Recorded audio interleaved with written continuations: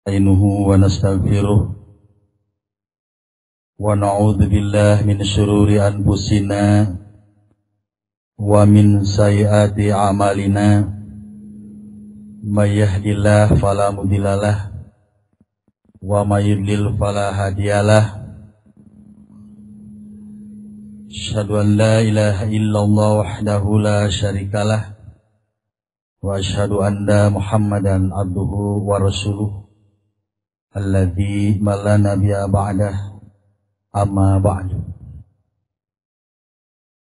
Yang terhormat Ketua Umum Pimpinan Pusat Persatuan Islam dengan seluruh jajarannya, yang terhormat Ketua Dewan Hizbah PP Persis, yang terhormat Ketua Pimpinan Wilayah Jawa Barat dengan seluruh jajarannya, hadirin dan hadirat yang berbahagia. Acara mubahasah pimpinan wilayah Persis Jawa Barat dalam mengungkap gerakan Salafi di Indonesia akan segera dimulai. Diawali dengan ucapan Bismillahirrahmanirrahim. Acara yang pertama, sambutan atau laporan Ketua Panitia Mubahasah PP Persis Jawa Barat kepada Ustadz Haji Muhammad Saib Saidin selaku Ketua Bidgar Dakwah, kami persilakan.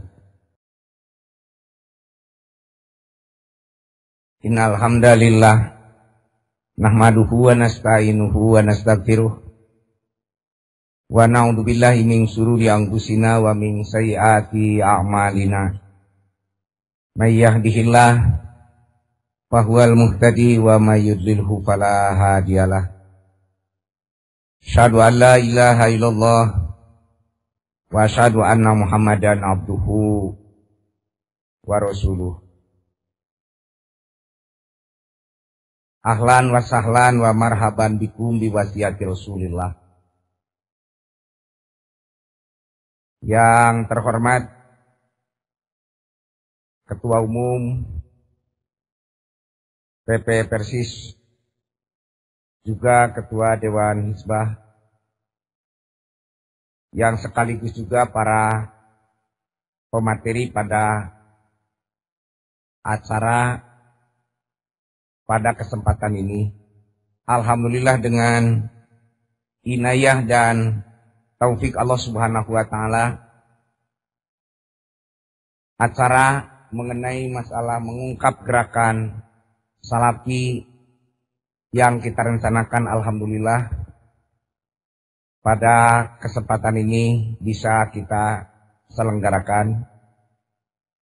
Mengenai masalah yang perlu kami laporkan pada kesempatan ini selaku panitia, tentunya menghaturkan jazakumullah khairan katsira yang kami sampaikan kepada para pemateri dan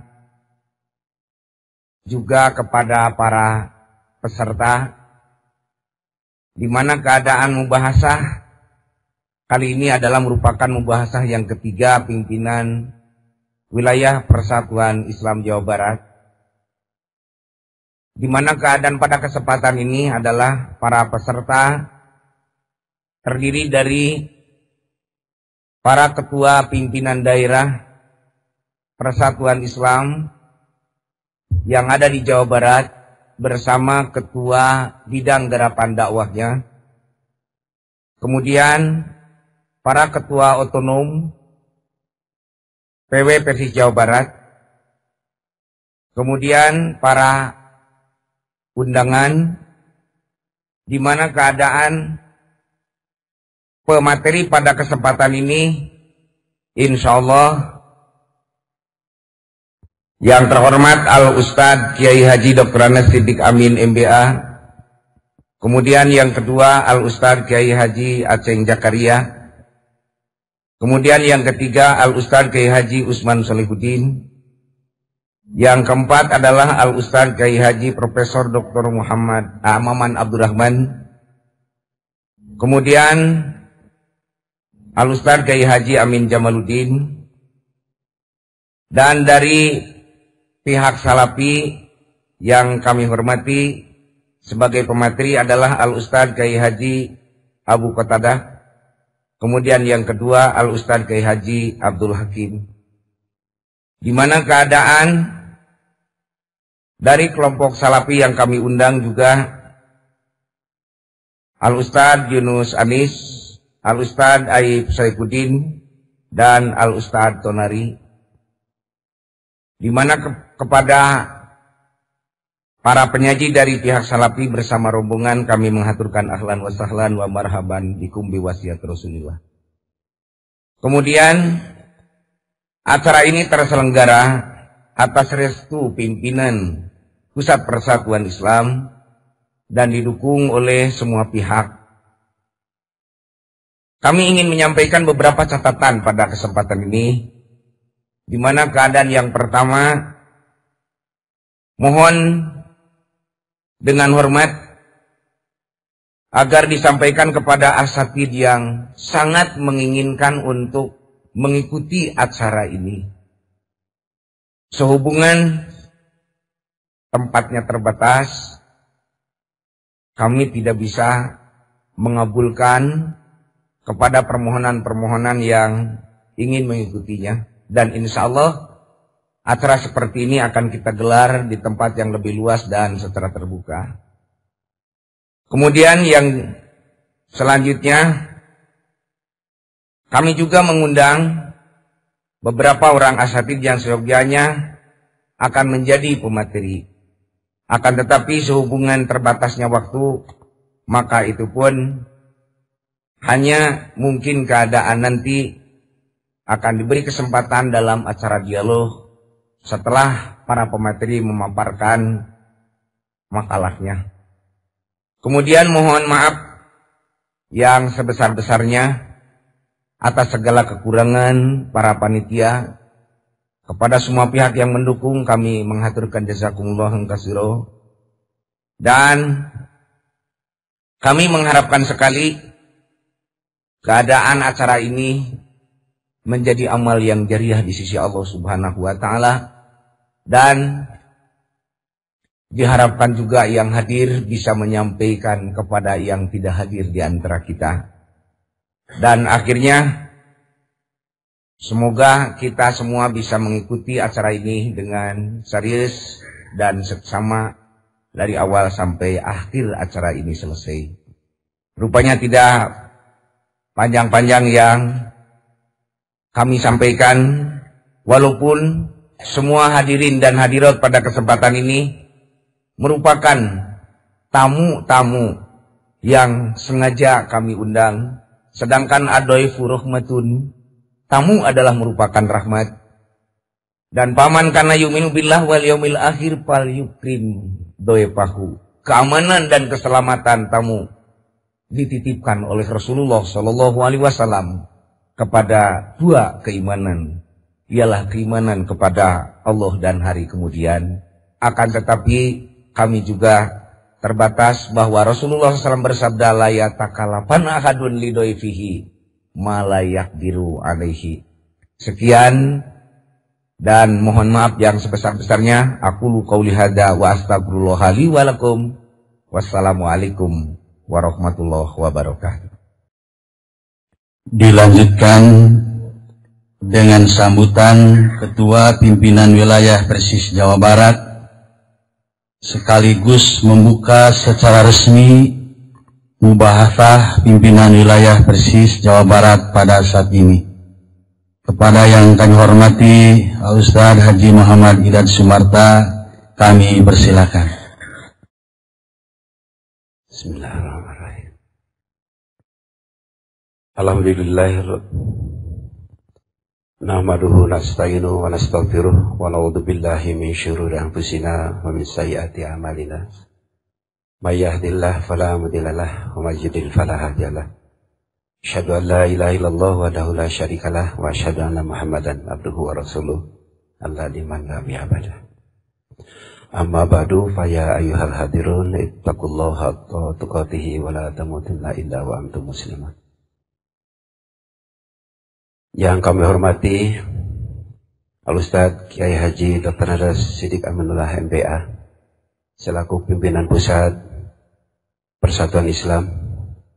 Yang kami hormati Bapak Al-Ustadz sekaligus orang tua kami KH Usman Solehuddin selaku Dewan Hizbah yang sangat kami cintai, Ketua Penasehat Al-Ustadz Emon yang hadir mewakili yang lain, serta penasehat dari pimpinan wilayah Jawa Barat yang juga diwakili oleh Ustadz Rustamar Lukman. Hadirin yang berbahagia, yang ingin kami sampaikan adalah pertama-tama ucapan terima kasih jazakallahu khairan katsiran atas kehadiran tamu-tamu kita dari Salafi yang nampaknya pada hari ini telah hadir di tengah-tengah kita. Dan alhamdulillah undangan kami telah mendapat sambutan yang luar biasa, sehingga para peserta yang juga terpaksa harus kami tempatkan di luar sementara karena banyak hal nampaknya yang perlu dan ingin diketahui bersama. Kemudian kepada pimpinan daerah serta para mubalik yang dalam ini diwakili oleh Ketua Bidkar dakwah masing-masing, pada hari ini juga alhamdulillah telah hadir di tengah-tengah kita. Dan mohon maaf, masih ada yang di tengah perjalanan masih mencari lokasi, nampaknya mereka itu ke sini. Pada hari ini memang ada 2 kegiatan di tempat ini. Di depan ada perhelatan hajat, pernikahan. Di sini kita akan melakukan pembahasan. Sekali lagi jazakumullahu khairan katsiran atas segala perhatian. Mudah-mudahan yang kita bahas pada hari ini dalam mubahasah ketiga ini menjadikan sesuatu yang lebih terbuka lagi dalam dakwah kita ke depan. Sebab pada hakikatnya semua ormas yang menghadapi dakwah sekarang ini memang sedang banyak tantangan. Nah, oleh karena itu kita menghendaki dari mubahasah ini kita akan mendapat kesamaan langkah, kesamaan sikap bagaimana kita menghadapi dakwah-dakwah ini ke depan. Terutama dengan saudara-saudara kami dari Salafi yang alhamdulillah pada saat ini juga sedang menata dakwah ini ke depan, menghadapi tantangan yang sama, musuh yang sama di antara kita semua pada saat-saat ini. Nah, oleh itu mudah-mudahan membahas saat ini akan menjadikan suasana kita di lapangan tidak terjadi hal-hal yang satu sama lain berbenturan, barangkali itu. Kita ingin kesamaan langkah nanti kita ke depan, di mana posisi kita masing-masing adalah sama, yaitu menghadapi umat yang saat ini sangat mendambakan dakwah secara benar, dakwah secara nyata, terutama di lapangan, supaya bisa kita pelihara satu sama lain, mudah-mudahan dalam jajaran dan di bawah naungan yang sama, yaitu panji-panji Islam yang harus kita junjung tinggi. Hadirin yang kami muliakan, seperti diutarakan oleh Ketua Panitia tadi, para pembahas juga memang saat ini cukup banyak, namun mengingat waktu yang kami siapkan juga memang sangat terbatas. Kemudian tempat yang tadinya kami minta di ruang depan, tapi ternyata pada hari ini bisa di tempat ini saja terlebih dulu. Mudah-mudahan sekali lagi apa yang kita bincangkan pada malam hari ini, pada siang hari ini barangkali akan menjadi sesuatu yang nampaknya untuk kita sikapi bersama dalam langkah-langkah kita ke depan. Kemudian daripada itu kami mohon maaf sekali lagi atas keterbatasan tempat dan juga waktu yang harus kita laksanakan hari ini. Akan kita tutup nanti kira-kira pada asar jam 16 sore. Jadi kita manfaatkan dengan pembicara yang cukup banyak ini, dengan materi-materi yang cukup padat. Mudah-mudahan kita bisa mengatur waktu secara bersama-sama. Allahu yahudu bi'aidina ila ma fi khurul Islam wal muslimin. Kemudian kami mohon izin untuk membuka membahas ketiga pimpinan wilayah Persis Jawa Barat ini dengan ucapan Bismillahirrahmanirrahim.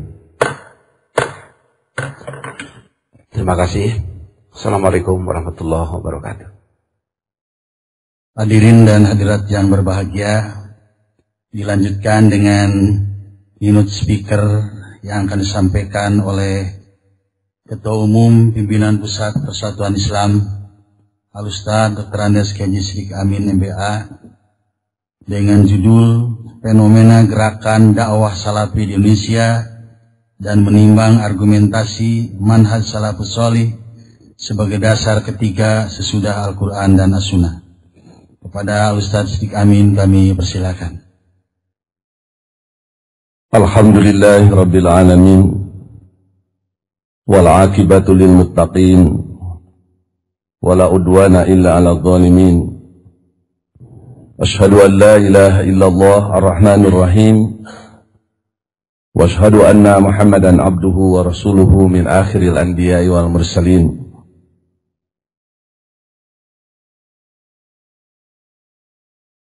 Asatidatil kiram, wabil khusus para pensarah, hadirin yang dimuliakan Allah. Pertama-tama kita panjatkan syukur alhamdulillah dengan bimbingan inayah dan rahmat Allah serta inisiatif dari pimpinan wilayah Persis Jawa Barat. Pada hari ini kita bisa berkumpul di majelis mubahasa. Mudah-mudahan kajian kita tentang salafiyah ini bermanfaat adanya. Dan dengan segala keterbatasan pengetahuan dan kemampuan, izinkan saya menyampaikan hal-hal sebagai berikut. Salaf, salafi dan salafiyah. Istilah salaf, salafi, salafiyah, salafiyun berasal dari kata dasar salaf yang berarti terdahulu, telah lalu, telah selesai, atau kaum di masa lalu. Dalam konteks kajian ini, yang dimaksud dengan salaf adalah salafus soleh, yakni para pendahulu umat Islam yang soleh. Mereka adalah para sahabat Nabi SAW, para tabi'in dan para tabi'ut tabi'in. Salafiyah berarti ajaran salafus soleh. Sementara salafiyun adalah orang-orang yang mengikuti ajaran salafus soleh. Sedang salafi adalah sebutan bagi mereka. Istilah salafi juga mencerminkan makna komunitas ideologis yang serupa dengan sebutan Maliki, pengikut madhab Imam Malik, Hanbali, pengikut madhab Imam Ahmad bin Hanbal, Ikhwani, pengikut Ikhwanul Muslimin, Tabligi, pengikut Jamaah Tabligh, Khoriji, pengikut paham Khawarij. Seseorang dinilai sebagai salafiyun karena sikap dan perilakunya mengikuti ajaran salafus soleh, meskipun ia sendiri tidak mengaku sebagai salafi. Sebaliknya, tidak jarang ada orang mengaku sebagai salafi, tapi sikap dan perilakunya tidak mencerminkan ajaran salafus soleh. Gerakan garis miring dakwah, karena ada yang kita membaca, ada kaum salafi ini yang tidak mau disebut sebagai sebuah gerakan, tapi lebih sebagai dakwah. Gerakan atau dakwah salafi di Indonesia. Menurut Profesor Dr. Dadan Wildan M. Hum dalam bukunya Pasang Surut Gerakan Pembaharuan Islam di Indonesia cetakan 2000, gerakan Wahabisme di Saudi Arabia yang dimotori oleh Imam Muhammad bin Abdul Wahhab, sebuah gerakan pembaharuan yang dalam istilah Imam Ibn Taimiyah disebut Muhyi Atharis Salaf, dalam waktu singkat telah menyebar ke seluruh pelosok dunia, termasuk Indonesia. Pada akhir abad ke-18, gerakan salaf ini telah masuk di ranah Minangkabau. Tercatat tokoh Haji Miskin dari Pandai Sikat, Haji Sumanik dari 8 kota, dan Haji Piabang dari Tanah Datar. Ketiganya menyaksikan secara langsung gerakan kaum Wahabi di Mekah saat mereka menunaikan ibadah haji. Mereka kemudian melakukan upaya yang sama di Minangkabau. Perkembangan gerakan pembaharuan Islam di Indonesia pada awal abad ke-20 ditandai dengan berdirinya beberapa organisasi Islam. Organisasi yang pertama muncul adalah organisasi pendidikan yang dimotori oleh masyarakat Arab Indonesia yang prihatin terhadap pendidikan kaum muslimin yang dikuasai oleh kolonial Belanda. Awalnya lembaga pendidikan itu lebih diperuntukkan bagi masyarakat Arab sendiri. Namun kehadirannya telah membawa dampak positif bagi perkembangan pendidikan Islam selanjutnya.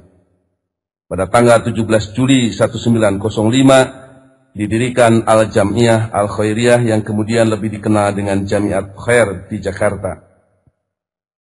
Pada Oktober 1911, 3 orang guru utama dari Timur Tengah, yakni Syekh Ahmad Surkati As-Sudani dari Sudan, Syekh Muhammad Taib dari Maroko, dan Syekh Muhammad Abdul Hamid dari Mekah, atas undangan Jamiat Khair tiba di Jakarta dan bergabung dengan kelompok ini.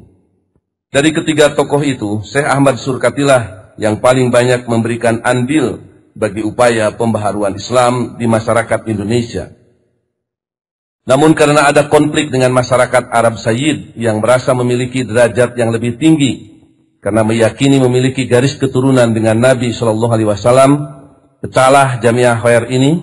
Syekh Ahmad Surkati lantas mendirikan lembaga lain yang diberi nama Al-Irsyad atau Al-Jam'iyatul Islah wal Irsyadil Arabi, yang didirikan pada tanggal 16 September 1914.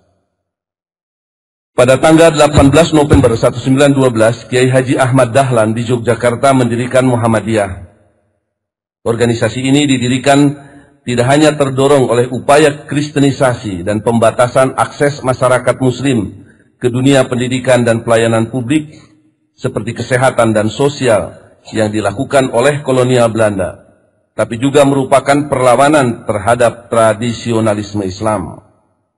Upaya pembaharuan Islam di Jawa berbeda dengan upaya serupa yang dilakukan di Sumatera Barat.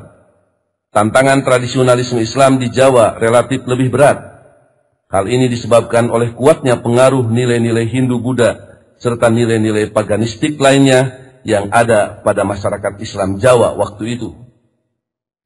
Di Bandung juga terdapat gerakan yang mempunyai dasar yang sama dengan Muhammadiyah dalam menyebarkan ajaran salaf, serta berusaha mengembalikan umat Islam kepada Al-Quran dan As-Sunnah. Organisasi ini bernama Persatuan Islam atau Persis, yang didirikan pada tanggal 12 September 1923 oleh Kiai Haji Zamzam dan Kiai Haji Muhammad Yunus, yang keduanya berasal dari Palembang. Dalam aktivitasnya, Persis berusaha keras mengembalikan umat Islam ke dalam ajaran Al-Quran dan As-Sunnah, menghidupkan ruhul jihad dan ijtihad, serta membasmi segala bentuk bid'ah, khurafat, syirik, dan taklid buta melalui pendekatan dakwah lisan, tulisan, dan lisanil hal, serta mendirikan lembaga-lembaga pendidikan. Menurut Abu Abdirrahman At-Talibi dalam bukunya Dakwah Salafiyah, Dakwah Bijak, meluruskan sikap keras Da'i Salafi, cetakan 2006. Sejak awal tahun 80-an terjadi perkembangan dakwah yang berbeda di Indonesia. Saat itu mulai berdatangan elemen-elemen pergerakan dakwah Islam dari luar negeri ke Indonesia. Kebetulan jika merunut sejarah, tahun 70-an merupakan tahun internasionalisasi bagi jamaah-jamaah dakwah tertentu. Di tahun 80-an mulai muncul Tarbiyah atau Ikhwanul Muslimin, Jamaah Tabligh, Hizbut Tahrir, Jamaah Islamiyah, dan belakangan mereka yang menamakan dirinya Salafi. Menurut At-Talibi, kini muncul kesan kuat bahwa komunitas Salafiyah di Indonesia terpecah ke dalam dua kelompok besar yang saling bermusuhan. Kelompok pertama ialah Salafi Yamani, yang merupakan kelanjutan dari Laskar Jihad di masa lalu. Mereka merupakan jaringan para da'i Salafi yang berafiliasi kepada syekh-syekh Salafi di Timur Tengah, khususnya Markaz Ilmiah Darul Hadis Syekh Mukbil bin Hadi Al-Wadi'i di kota Sa'adah, Yaman. Kelompok ini sangat menolak metode pergerakan atau harakiyah, sebab hal itu dianggap sebagai bid'ah dan merupakan praktek fanatisme atau hizbiyah. Salafi Yamani dulu ditokohi oleh Ustadz Ja'far Umar Talib dari Malang. Ia yang mendirikan pondok pesantren Ihya Sunnah di Degolan, Yogyakarta. Dialah pelopor Salafi Yamani di Indonesia di awal tahun 90-an, sampai dibubarkannya Forum Komunikasi Ahlu Sunnah wal Jamaah yang disingkat FKAWJ, yang didirikan pada tanggal 14 Februari 1998, serta sayap militernya yang diberi nama Laskar Jihad yang ia dirikan pada tanggal 30 Januari 2000. Ia juga menerbitkan majalah yang diberi nama Salafi.